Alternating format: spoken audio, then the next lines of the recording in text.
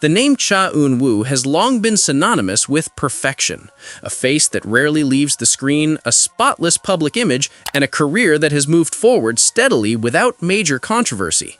This time, however, for the first time, the public is seeing a different side of that journey. Cha Eun-woo's tax case has drawn widespread public attention, not only because of its record-breaking 20 billion won levy, approximately 13.8 million US dollars, but also due to a series of red flags that have raised questions about the possibility of intentional conduct. These developments have triggered a noticeable shift in public sentiment toward the actor-singer, who for years had been known for maintaining an almost flawless image. What initially appeared to be a tax adjustment has now evolved into a closely watched case with legal, ethical, and reputational implications. Public reaction intensified this week after Cha issued an apology that many viewed as delayed and lacking clarity. His decision to appoint one of South Korea's top law firms while avoiding direct explanations regarding the main allegations further amplified public scrutiny. As debate continues to grow, observers note that the reputational damage resulting from the case may ultimately rival or even exceed the size of the financial penalty imposed. As the investigation progresses, the following is a summary of the key facts and findings that have emerged so far. The case first came to light after local media reported that Cha Eun-woo had been subjected to an intensive investigation by the Seoul Regional Office of the National Tax Service (NTS) since early last year. The probe concluded with an additional tax assessment of approximately 20 billion won, consisting of unpaid base taxes and penalties. The core issue centers on a management company owned by Cha's mother. According to reports, the family-owned entity was identified during a routine tax inspection of Fantagio, the agency that manages Cha Eun-woo and the K-pop group Astro.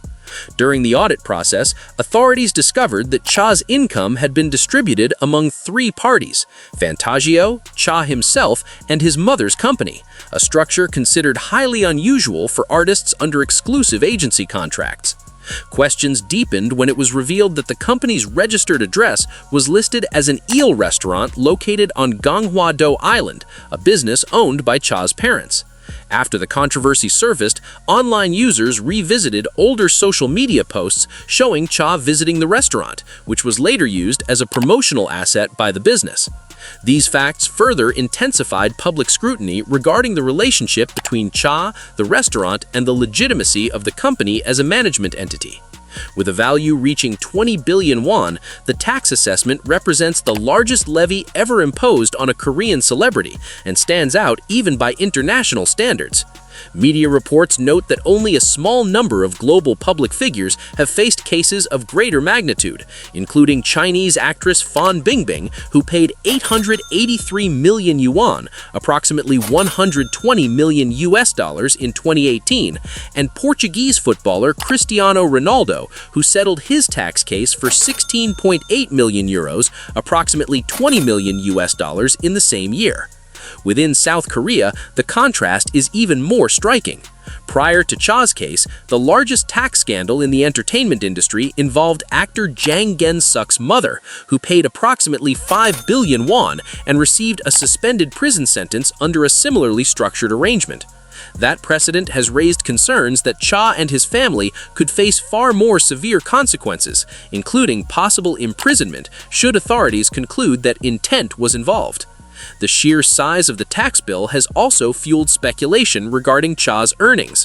While official figures have never been disclosed, industry estimates suggest that he may have generated at least 80 billion won in income between 2022 and 2024, distributed among himself, Fantagio, and his mother's company. At the heart of this case lies one central issue: intent. Experts emphasize that it is not uncommon for high-earning celebrities to establish corporate entities to reduce tax burdens.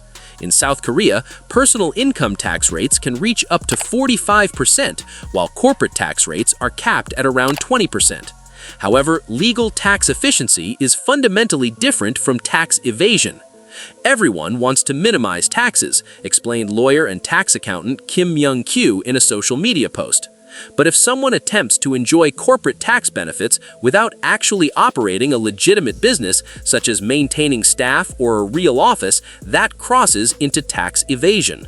This distinction is precisely why the company's registration at an eel restaurant became a focal point of scrutiny.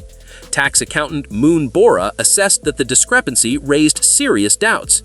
It is difficult to believe that a small-scale eel restaurant could realistically manage the activities of a major star like Cha Eun-woo. The gap between the scale of the business and the nature of the location is simply too large. Experts also highlighted a structural change in 2024 when the company was converted from a corporation to a limited liability company, coinciding with the relocation of its registered address to the restaurant. According to Moon, this move raised additional red flags. Unlike corporations, LLCs are not required to publicly disclose financial statements or undergo mandatory external audits. Such a transition would naturally attract the attention of tax authorities, as it may be interpreted as an attempt to reduce regulatory oversight rather than a straightforward pursuit of tax efficiency. The gravity of the case increased further with the involvement of Investigation Bureau 4 from the Seoul Regional Tax Office, a unit that very rarely handles cases involving individual celebrities. Known as the NTS's elite enforcement team and often nicknamed the corporate executioner, the Bureau has a reputation for conducting aggressive investigations into large-scale and complex tax structures. A tax industry official familiar with the NTS's internal structure explained that the Bureau is typically deployed when authorities believe a case involves unusually large sums, intricate financial schemes, or atypical patterns of tax evasion. While the Bureau generally focuses on major corporations, its involvement in a celebrity case is considered highly unusual. Legal experts say this alone serves as a strong signal of the seriousness of the allegations. The deployment of Investigation Bureau 4 indicates that tax authorities do not view this as a simple accounting error. It suggests suspicion of deliberate tax evasion. Speculation has also emerged regarding the timing of Cha Eun-woo's military service. Some reports claim that he requested the audit results be delivered after he officially began active duty last July, prompting suspicions that enlistment was used to avoid public scrutiny. Fantagio strongly denied these allegations, stating that Cha enlisted because he no longer had legal grounds to delay his mandatory service. He also emphasized that the core issue remains whether the company established by his mother qualifies as a substantive tax entity, and stressed that the case has not yet reached a final conclusion. Cha is expected to have approximately 1 year remaining in his military service. Going forward, Cha has strengthened his legal defense by appointing Shin & Kim LLC, one of South Korea's most prestigious law firms. He has also formally filed a request for a preliminary review to challenge the tax authority's assessment. If investigators ultimately determine that the structure involved intentional manipulation, the case could escalate into a criminal tax evasion matter. Under South Korean law, tax evasion exceeding 1 billion won may result in a minimum sentence of 5 years in prison or even life imprisonment, with suspended sentences generally not available for convictions exceeding 3 years. Although such severe penalties are considered unlikely at this stage, legal responsibility will ultimately depend on whether intent can be proven. As one tax expert, speaking on condition of anonymity, explained, even indirect or constructive intent can be sufficient under tax law. Cha Eun-woo remains the ultimate beneficiary and a primary signatory to key agreements. For now, the case remains unsolved, yet its impact continues to ripple through the entertainment industry, raising fundamental questions about transparency, responsibility, and the fragile boundary between public image and legal accountability.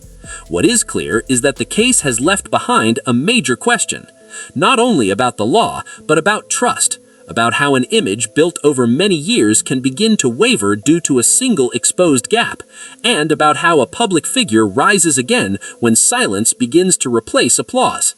Now the public waits, not to judge, but to see how this story will end and who Cha Eun-woo will be when he finally returns.